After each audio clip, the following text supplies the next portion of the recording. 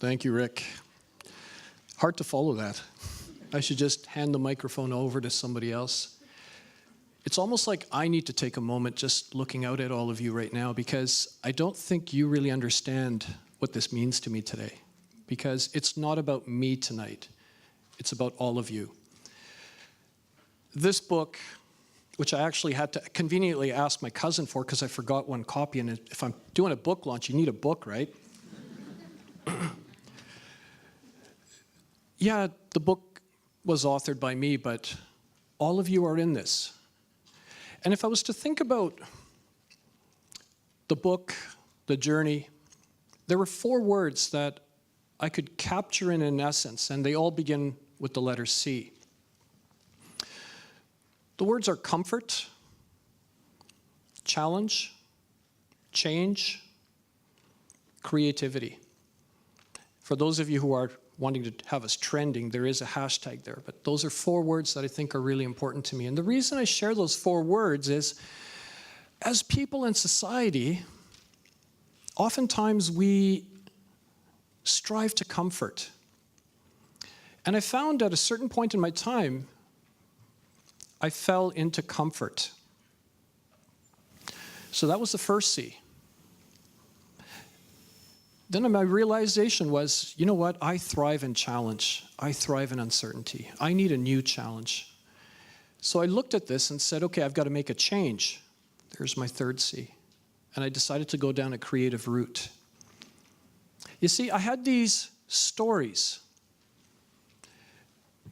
tucked away in Word documents, sitting there for a number of years. I come across an interaction, an engagement. The next thing you know, I'm thinking to myself, that's cool, I'll file it away. But when those 4 C's hit, I suddenly realized I've got to do something more. And that's where this is what you see as the final product.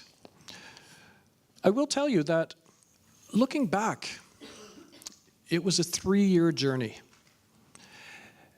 It was a 3-year journey which I can now reflect on with hindsight, with regards to, if you take that puzzle analogy which Rick shared, and actually for me personally, can you show me by a show of hands, how many of you actually have received a puzzle piece from me? Wow. If you haven't got a puzzle piece, make sure you catch me later, and I will make sure I give you one. And the analogy on it that I will share with you is an important one, because it ties into how I saw this.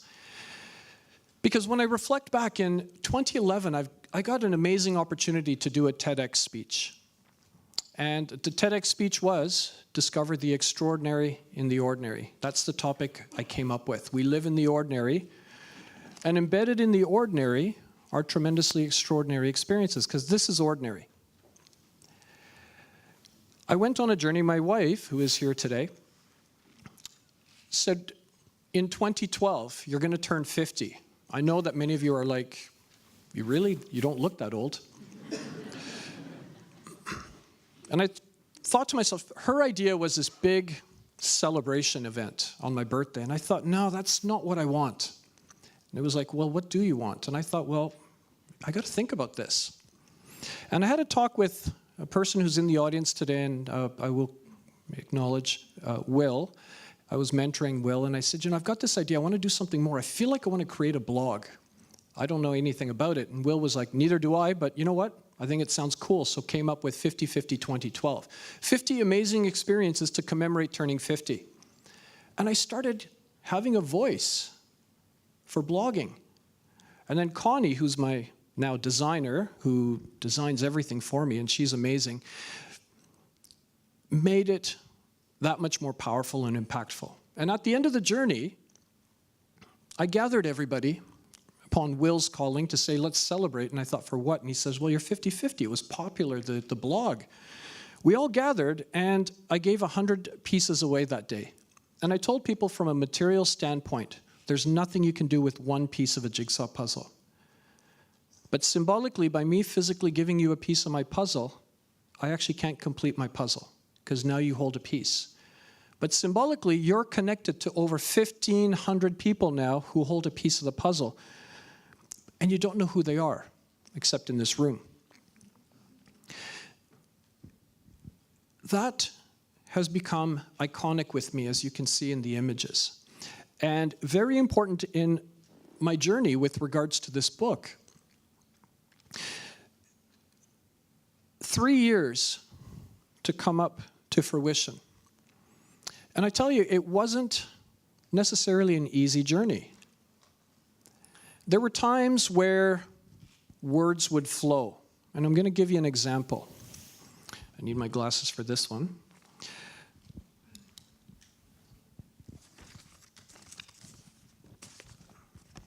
My wife was traveling, and I was at home looking after my boys. And at 5 in the morning, I thought to myself at the end, after this book was done, that it actually took me a long time to write this book. And here's what flowed as a result at 5 in the morning. And it's called Here to There. It took great time to write this book. Please turn the pages and have a look. A poet I'm not, a writer perhaps. The words I wrote are within your grasp. I wrote for me, I wrote for you. From a dream emerged something to do. Scattered about, my stories were a struggle, laying all about like a giant jigsaw puzzle. Pulled from here, added to there. My life is before you, presented with care. Many have helped to make this true. I appreciate it all who became the crew. Within us all there are stories to be told. Times in our life we are not feeling bold. We say to ourselves, who would care what I say? My ramblings and thoughts within my day. It is a world who needs to know you were here. To not share with others becomes my fear. Within you is greatness, that I can see. Anything you want, take the time to be. I am here for you every step of the way. Time is precious, and while I plan to stay, I want you to know just how much I care. You are just one. I find you quite rare. That came to me at 5 in the morning. Those were times where thoughts flowed. And then there were times where the thoughts didn't flow.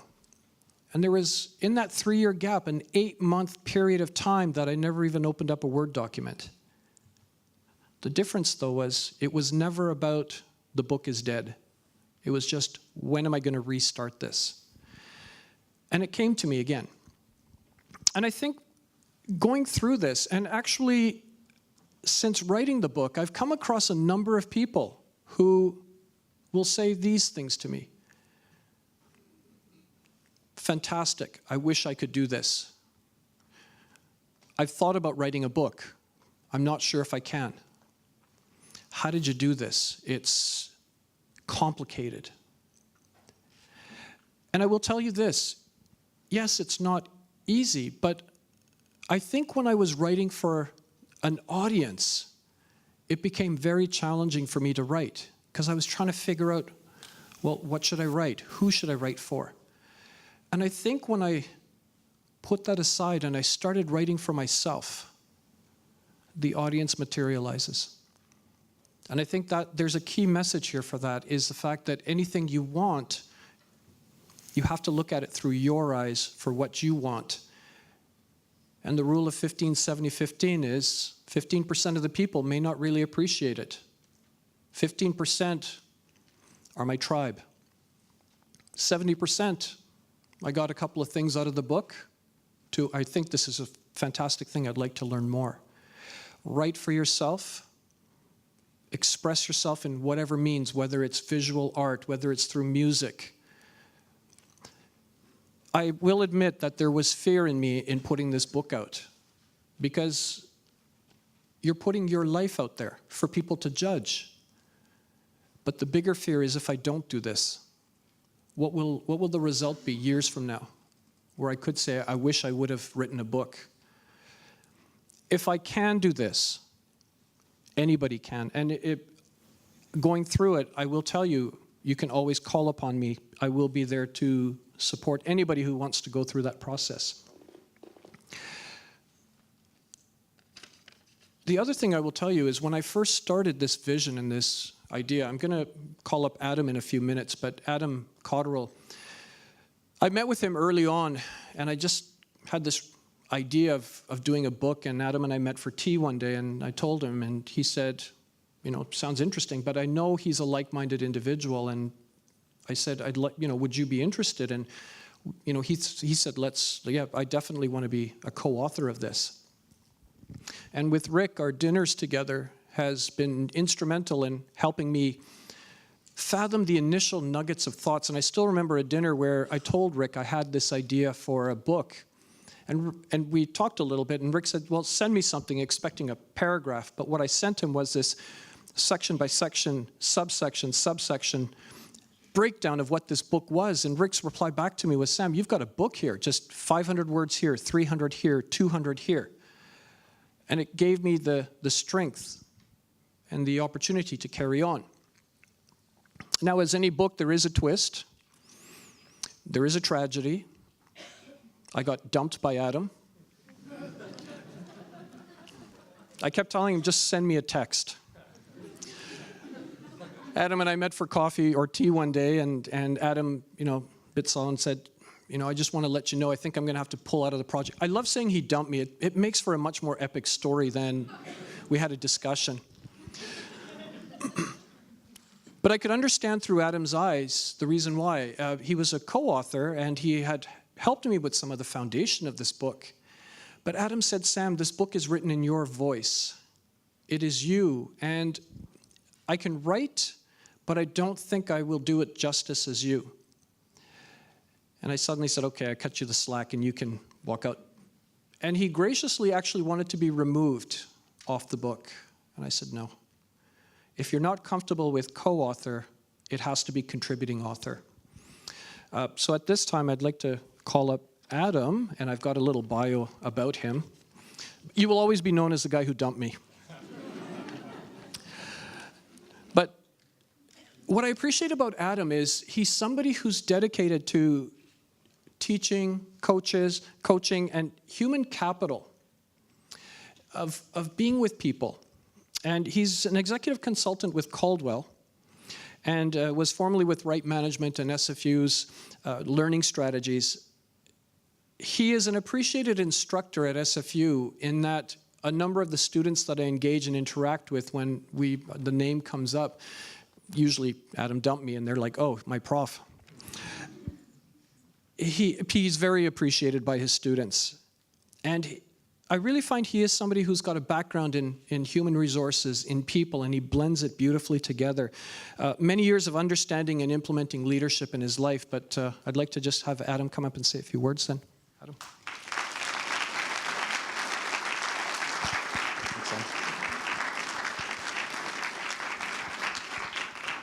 So thanks very much, Sam. And actually was curious to know, where we started with sort of the topic of curiosity. How many of you have had tea or coffee with Sam before, just by a showing of hands? Okay, so look around, that's probably about half of the room.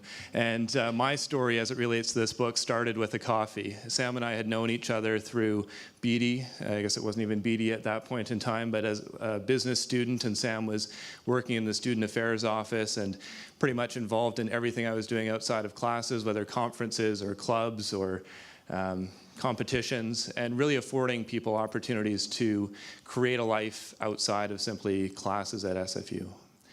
And we met at the Murchie's on Pender, not too many blocks down the road from here. And some of you may know that spot. It's a little quieter than most. I see G nodded his head, yeah. And so Sam, one of Sam's favorite spots. I was not the originator. I actually worked probably a block away. Had never set foot in there until Sam invited me out for a tea. And when we were talking about the book, the recollection I have of sort of the genesis of Sam thinking about writing a book was because he'd been at many events like this as a speaker telling his stories, and people would come up to him at the end or meet with him later on and say, I loved your stories. Do you have a book? Can I get a hold of them? And I thought, well, yeah, that would make sense that people would want those, but I believed, or I saw that there was potential in what people were asking for being more than just seeking the stories, but trying to grasp at least a little sliver of understanding for Sam's perspective on life. You know, I think everyone in this room knows Sam, or at least a few who maybe didn't have already got a bit of a sense of who he is and how he sees the world differently than most of us.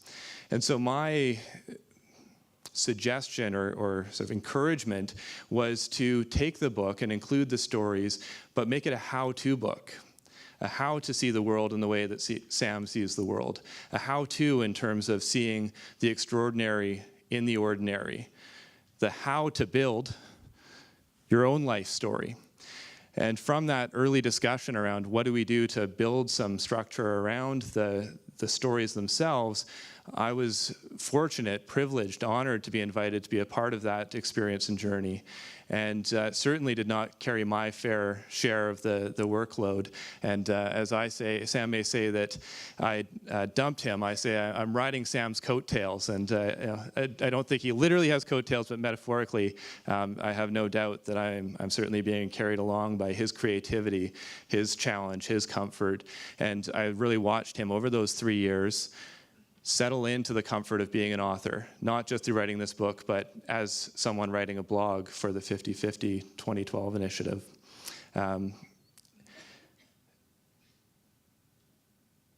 Sam,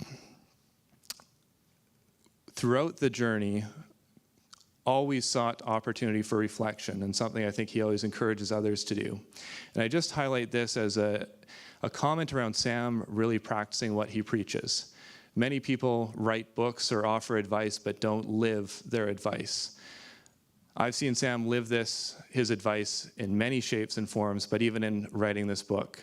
Every time we'd get together for a coffee, he'd have a whole bunch of new ideas. He would have been meeting with many of you for tea and coffee and pulling those ideas in, or at some event or at some workshop, and we attended some workshops and seminars together to generate some new learning. So we went through this process of learning and reflection and discussion, and every once in a while, a little bit of writing, as Sam confessed.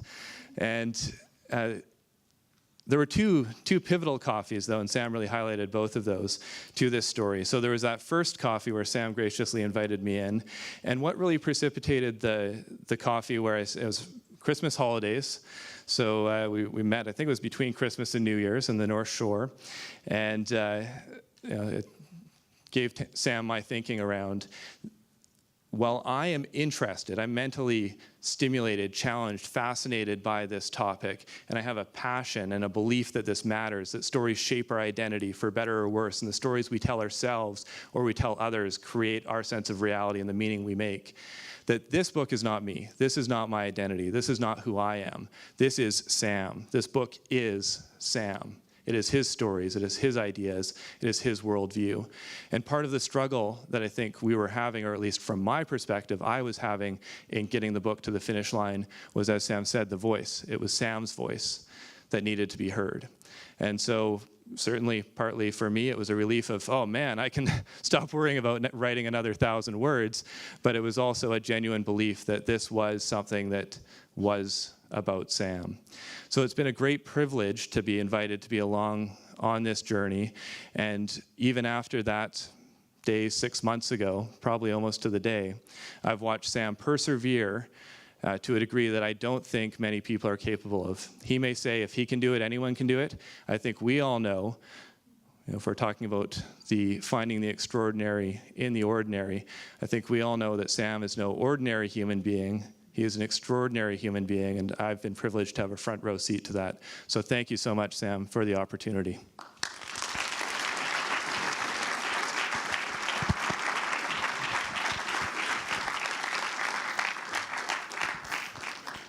Anytime anyone builds me up like that, my wife will knock me down.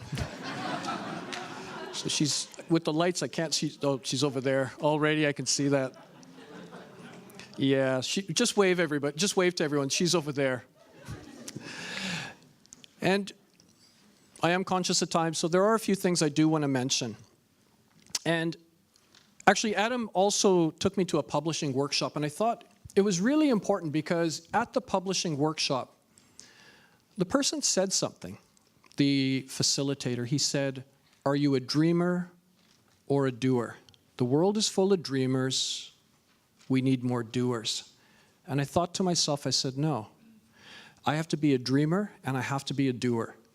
It's the only way this will come to fruition.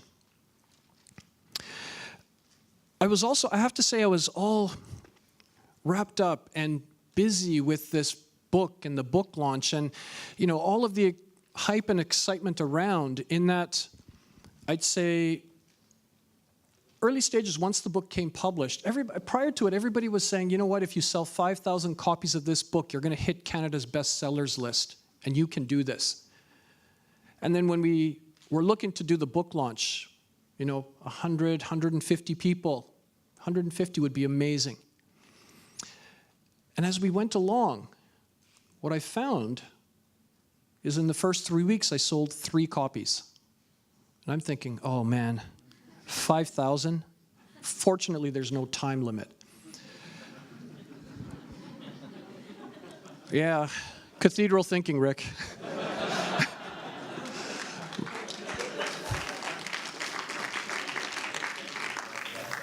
My kids will accept my honor.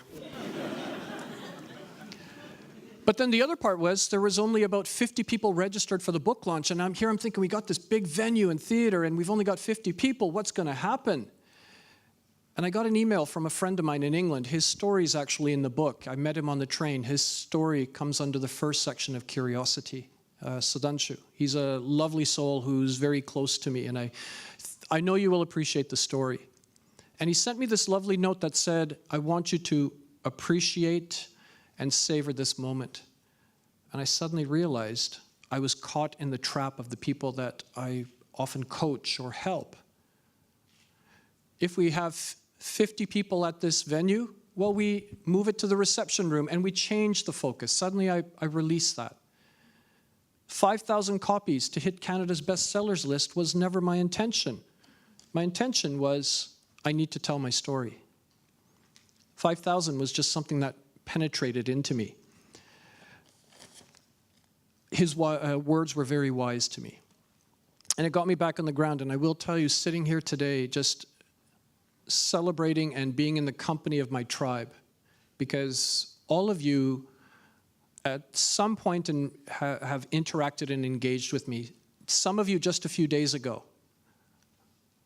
But I see you as family. I see you as my tribe.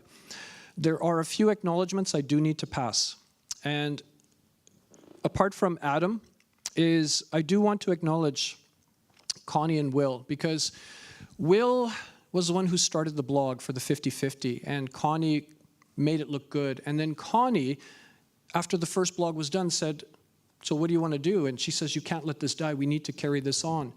She designed my new website, and in 13 months, we've already had over 11,000 views. Now, I'm not viral, but that's still significant. And both of them, I think, are instrumental in having me come up with my voice for this book.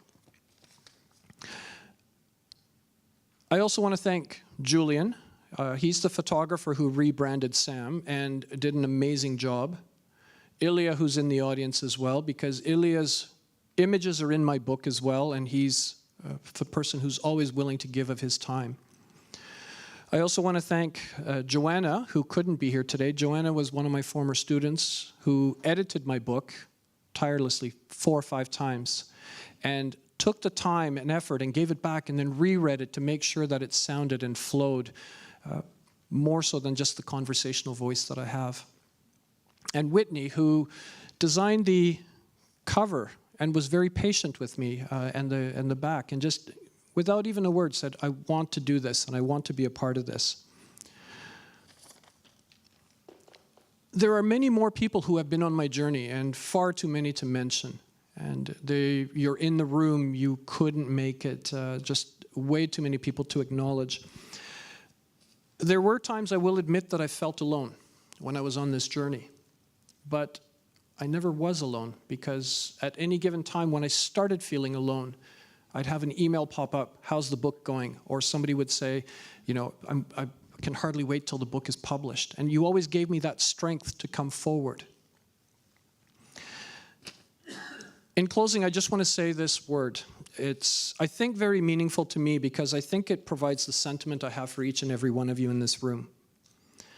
A.A. Milne said this: if ever there is a tomorrow when we're not together, there is something you must always remember. You are braver than you believe, stronger than you seem, and smarter than you think. But the most important thing is, even if we're apart, I will always be with you. Everyone's life is an autobiography. Make yours worth reading. Thank you.